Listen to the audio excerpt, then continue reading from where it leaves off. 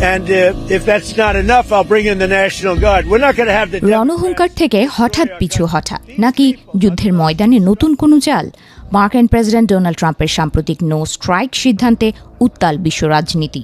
কিন্তু ওয়াশিংটনের এই নমনীয়তাকে বিন্দুমাত্র আমল দিচ্ছে না ইরান।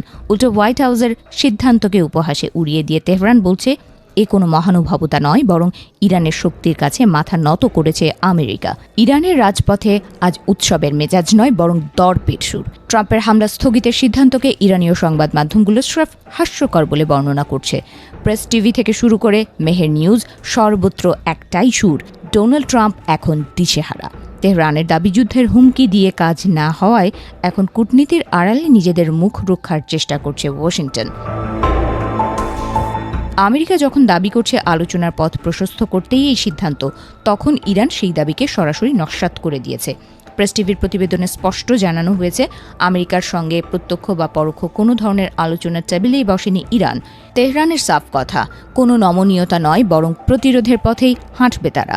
প্রেসিডেন্ট ট্রাম্প ইরানের বিদ্যুৎ পরিকাঠামোয় হামলা না চালানোর জন্য 5 দিনের একটি সময়সীমা ঘোষণা করেছেন।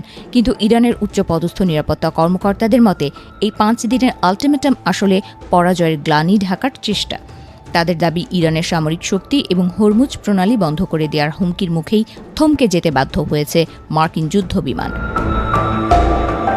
ইরানের জাতীয় নিরাপত্তা ও পররাষ্ট্রনীতি কমিশনের মুখপাত্র ইব্রাহিম রেজাই সোশ্যাল মিডিয়ায় বিস্ফোরক এক পোস্ট করেছেন। ট্রাম্পকে তিনি সরাসরি আক্রমণ করে লিখেছেন, ট্রাম্প এবং আমেরিকা আবারও পিছু হটেছে।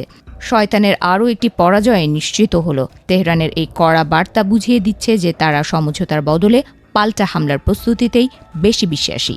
আমেরিকার পরিকল্পনা ছিল ইরানের বিদ্যুৎ কেন্দ্রগুলো গুঁড়িয়ে দিয়ে দেশটিকে অন্ধকারে নিমজ্জিত করা, কিন্তু ইরানের পাল্টা হুমকি ছিল আরও ভয়াবহ। তারা স্পষ্ট জানিয়েছিল, ইরানের গ্রিডে হাত পড়লে গোটা অঞ্চলে জ্বালানি বাজার ধসিয়ে দেওয়া হবে। মেহের নিউজের দাবি, এই ধোঁকাবাজি ধরা পড়ে গেছে বলে ট্রাম্প এখন পিছু হটতে বাধ্য হয়েছেন। এদিকে রণক্ষেত্রের আঁচ পড়েছে শেয়ার বাজারেও। হরমুজ প্রণালীতে উত্তেজনার জেরে সেন্সেক্স ক্র্যাশ করেছে 1600 পয়েন্ট। লগ্নিকারীরা হারিয়েছেন কয়েক লক্ষ কোটি টাকা। ইরান স্পষ্ট করে দিয়েছে, যতক্ষণ না তাদের বিদ্যুৎ কেন্দ্রগুলোর নিরাপত্তা নিশ্চিত হচ্ছে এবং নিষেধাজ্ঞা সরছে, ততক্ষণ হরমুজ প্রণালী দিয়ে তেলের জাহাজ চলাচল স্বাভাবিক হওয়া কঠিন। ছাপার অক্ষরেও চলল তীব্র আক্রমণ। তেহরান টাইমস তাদের প্রতিবেদনে ট্রাম্পের এই কৌশলকে কূটনীতির ছদ্মবেশে পশ্চাদপসরণ বলে অভিহিত করেছে। তাদের মতে, ট্রাম্প বুঝতে পেরেছেন যে ইরানের জ্বালানি ক্ষেত্রে আঘাত করলে তার আঁচ আমেরিকার অর্থনীতিতেও লাগবে, আর সেই ভয় থেকেই এই সামরিক যুদ্ধবিরতির নাটক।